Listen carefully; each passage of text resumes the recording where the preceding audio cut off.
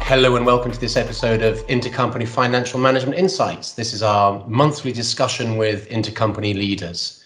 My name is Steve Standring. I'm the Chief Revenue Officer at FourQ, and we are the Intercompany Financial Management Automation provider. And today I have great pleasure in talking to Bjorn Bergabo, the recently retired Chief Operating Officer of GE Global Operations and former leader of GE's Global Shared Services team. So Bjorn, just to start, I thought, I know you started at GE in financial services and you served in multiple CFO and CE roles within GE Capital. You also developed a pretty unparalleled history building and leading the shared services organization at GE, when GE was actually one of the largest multinational companies in the world. What was your path into shared services? Maybe, Steve, to give a little bit of a background, and thank you, by the way, for having me here. Great to talk to you, Steve. So GE started shared services already back in the late 1970s, early 1980s. And it was really there to support the international expansion at the time. And instead of letting every business create their own team, it just appeared to be much more effective to have one infrastructure and one team servicing all the businesses as they grew internationally. In the late 90s, GE actually started what we now generally talk about as the Indian BPO market. GE Capital actually was the forerunner of what eventually became Genpact. Genpact was spun off from GE in the mid-2000s. And that's really a big shared service organization for GE for a long period of time. So then we kind of fast forward here to the time after the financial crisis that we saw in 2009, 2010, where the developed markets really didn't grow much. And for GE, the obvious opportunity was really to expand even more on the international side. But doing that meant servicing business and customers in over 180 different countries. And as the company looked at that, it decided that it wasn't a good idea let every business set this up on its own, but much better to actually create a shared service organization around it, but much more internal this time as opposed to through a BPO model. And that's really where I came in.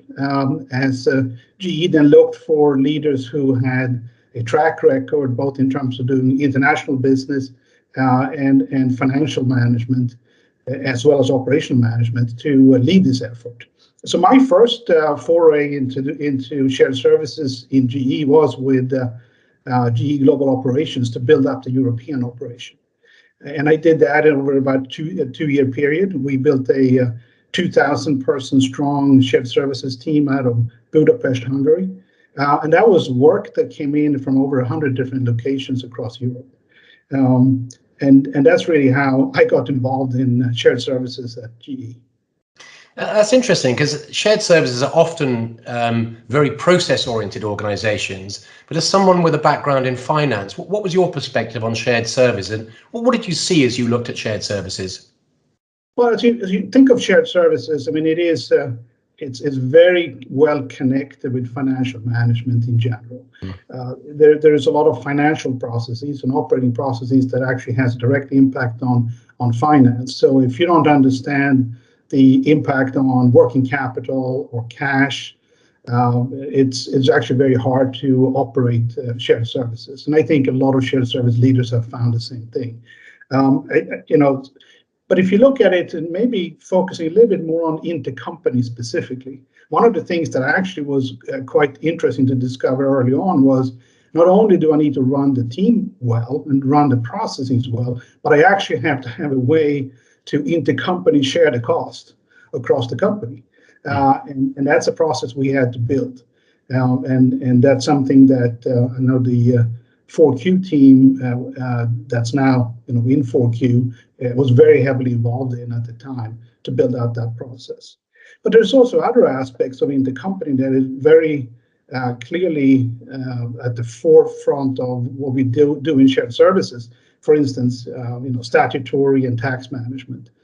Those are big processes, and especially if you think about it in an international context, getting transfer pricing right, dealing with both direct and indirect taxes around the world is a big part of what you need to do, whether you're managing an accounts payable team, you're managing an accounts receivable team, or sourcing, or a lot of other different aspects that tend to be in shared services generally. And there's also other aspects of this, like when you're not dealing with kind of the developed part of the world, things like the cash, just managing cash, getting it out of countries from an intercompany transaction can be quite daunting. There are very specific processes where you have to show the right documents, the right signatures. You may even have to literally have somebody walk to the central bank to provide these documents to get cash out of the country. So intercompany is certainly a part of this process. And having an understanding of financial management in general is very helpful, certainly if you're managing shared services. Yeah, so that's interesting. So shared services, they don't typically prioritize on intercompany processes early on, in my experience. What did you see that shared services could accomplish regarding intercompany transactions, and where could your group make the greatest impact on the organization? Well, there's obviously a few things that we already talked about. For instance, having cash in the right places is very important, because it's very hard to operate a business if you don't have cash where you need it. The slow supply chain, especially if you do a lot of intercompany transactions to actually get your either goods or services to your end customers. If you have an internal supply chain, if things get stuck in that process, it not only does it impact the financial aspect of the company, but it also impacts your end customer. That's an area where I think shared services certainly we could actually make quite a big difference by having that expertise and the focus rather than a more fragmented approach across the company.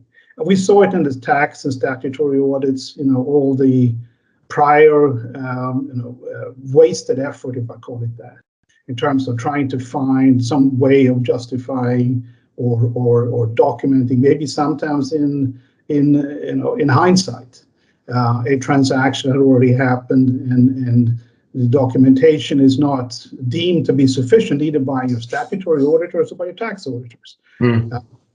Even if you eventually resolve that to their satisfaction, there's still a lot of effort going on there. And having a clear focus on intercompany process management up front certainly eliminates a lot of that. It eliminates the wasted effort, it eliminates the cost, and sometimes the frustration too, both on the auditor's side as well as the internal side.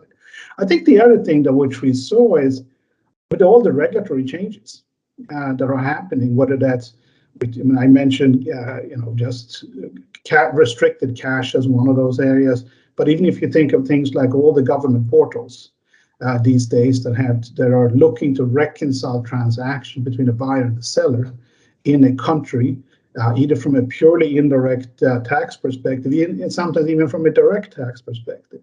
These changes are very, very hard to not only forecast and to meet the demands, but if you have a good shared service operation, you have the expertise and you can focus on it and get it right.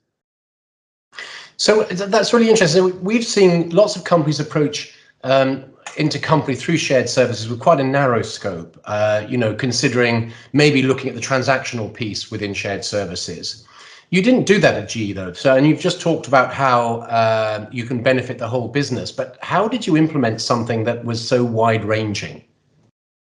Well, I mean, there are some of the things that I think are common to this process. One is you obviously need to have a way of looking at the entire wing-to-wing process, as we used to call it, from start to end, and looking at it with a lean mindset, looking at it across functions.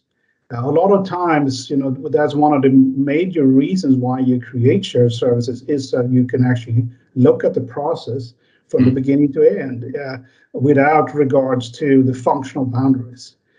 So even if it's a logistics team or a sourcing team involved, or a manufacturing team, a tax team, a cash team, treasury, instead of sort of functionalizing it and looking at it with that lens, you can actually look at it all the way across. That gives you opportunities to streamline a lot. Using lean principles, which we did quite a bit, but also take advantage of the economies of scale. Specializing, focusing specific teams on even sub-processes that you may think, well, this doesn't happen that often, but frankly, when you're looking at millions and millions of transactions, you actually have to design the process assuming it's going to fail. Because you just know it's going to fail. So now you can have a action error fixing process defined. You can have a team focused on it to make sure that it gets the transaction through, gets it resolved. That's something that you generally don't otherwise, you're just not able to do because you don't look at it, from that wider perspective. It otherwise tends to end up with much more finger pointing rather than sort of resolving the issue itself. Well, we saw a lot of other opportunities, though, that aren't obvious to other people necessarily. For instance, and I've mentioned sourcing a few times, but the ability to actually have a centralized vendor management process. To think of this as, I have a global contract with a logistics provider. That contract is something that I can actually manage in a single place. I can manage it. They deliver the services across the globe. I get one bill, but I have an opportunity here where I can actually disseminate that bill, get it out to every cost center, every legal entity across the company in a unified way, without upsetting the vendor itself. I can make sure that they're actually adhering to the contractual terms, which otherwise can be quite hard when you're dealing subsidiary to subsidiary across the globe. You also get visibility. You know exactly how much you're buying. You have leverage in your sourcing negotiation in a very different way than you have otherwise. So there's a lot of things you can do, from that perspective. I think the last one I just mentioned here, I've talked about cash quite a bit. Foreign exchange, just knowing where you have your cash, having the treasury team giving the visibility to not only where the cash is, but what cash is coming in, what cash is going out. That enables you actually to do a lot more proactive management of your cash position and your foreign exchange exposure than you could do otherwise. And that ends up being quite strategic to the business at that point, doesn't it? Absolutely. Yeah. So a critical point is in the final analysis, there are a lot of shared services out there, and it seems to be a boulder rolling downhill. There are lots of companies following on, but few, I would suggest that few are doing it really, really well. What do you think holds organizations back in implementing these kind of processes? Well, I think a lot of times, first of all, you may not actually think of the fact that you have an intercompany challenge. Intercompany is something that we talk about here because it's sort of the topic, and it's real. It's real, but you may not see it that way because you may see something else. You may see, a slow closing process. You may see a lack of cash in the right places. You may see slow moving goods. You may see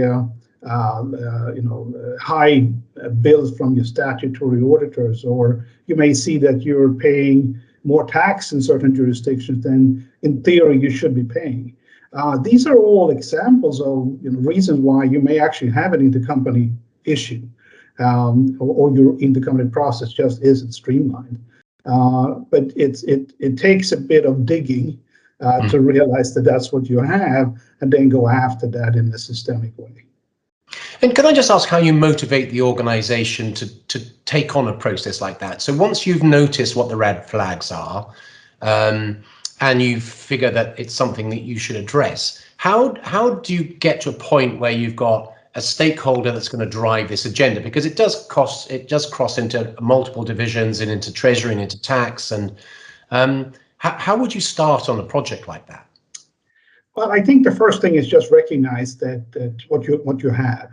that you have an intercompany challenge, you have to get a team around you that has the right expertise and have the support from from the various stakeholders, because there will always be multiple stakeholders.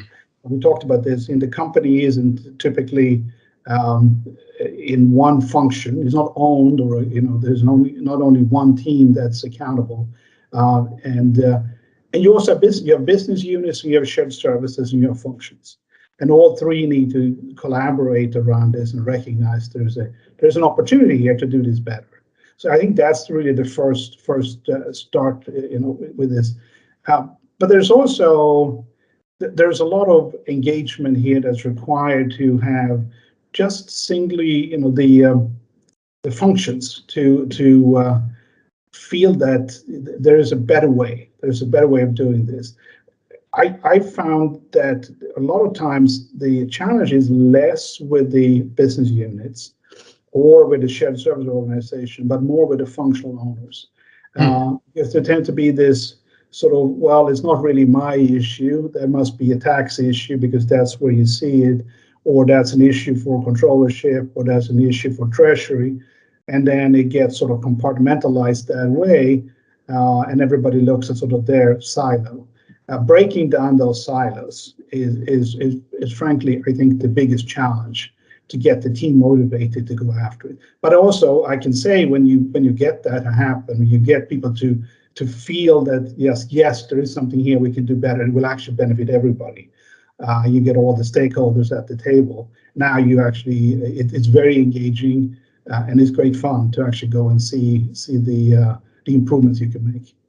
And did you find that there were stakeholders that needed to go through an education process at GE, for example? And we're seeing a lot of operational people in intercompany understand the problems extremely well, but you go up a couple of levels in the organization and they think it's just managed and it's too complicated. They don't really want to look under the hood.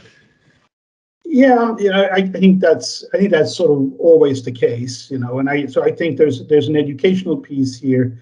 I think first, as you said, Steve, you need to get support from senior management. If you don't have support from senior leadership, it's actually very hard to make any substantive changes in an organization. So you need that.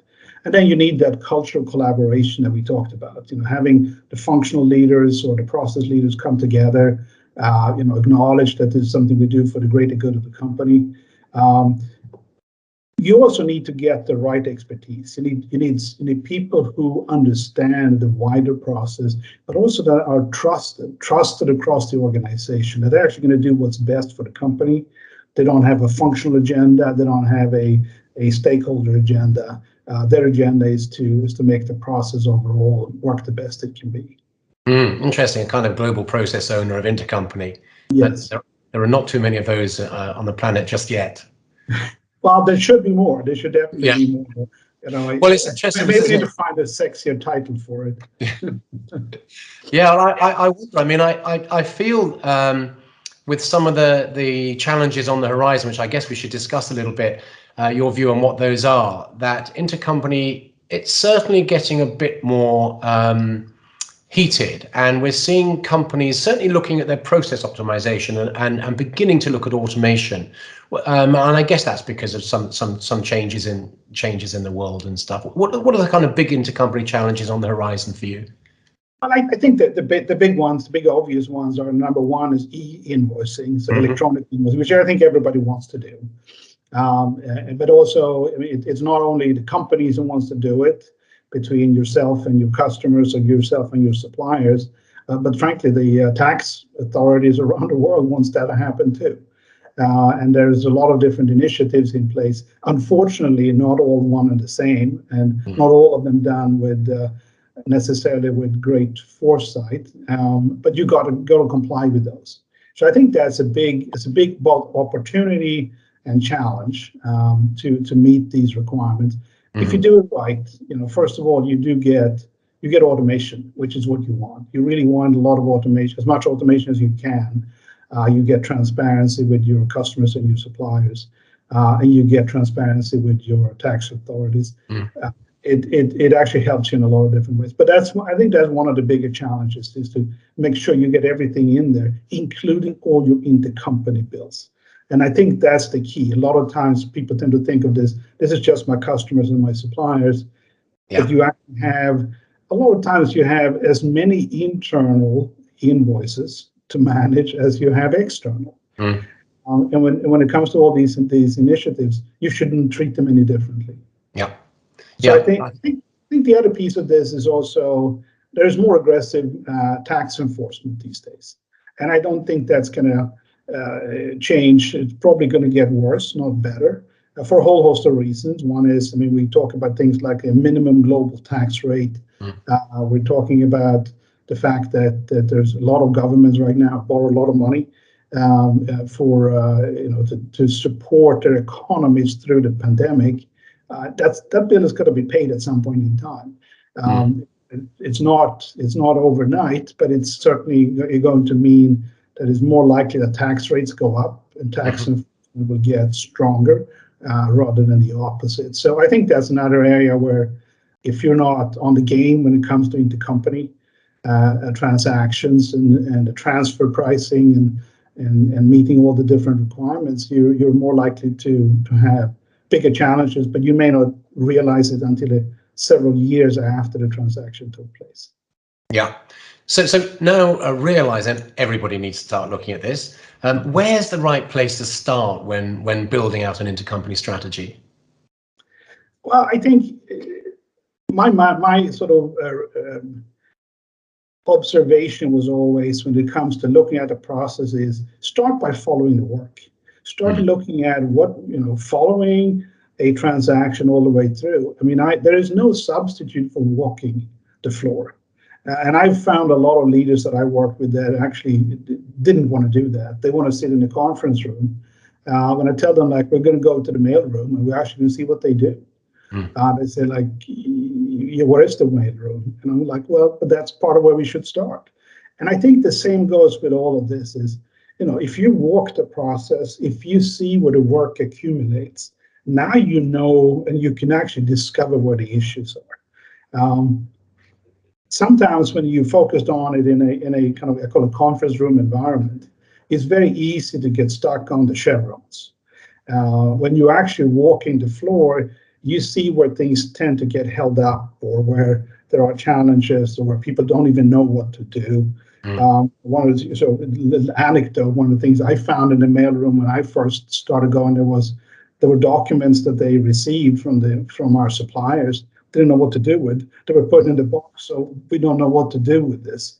And that was an opportunity, obviously, to figure out, why is this happening and why is this not part of the process. So I think we can all learn from that, and I think that's the best way to start.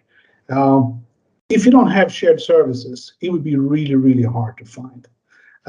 So shared service, now you have more of I call it standardized process. Think of it as a factory process, but for what we do in the offices, and you can see it in a different way. If it's done as 5 minutes or 10 minutes of somebody's time in a day, it's very, very hard to find how that accumulates and what really is. If it's in a shared service or standardized process, now you can actually see where the work is and how much it really is. And that's also why you need to, if you centralize work, that's the way you can start to do standardization. And if you standardize the work, now you have an opportunity to automate. And that's really been my mantra around sort of, you centralize so you can standardize, and you standardize so you can automate.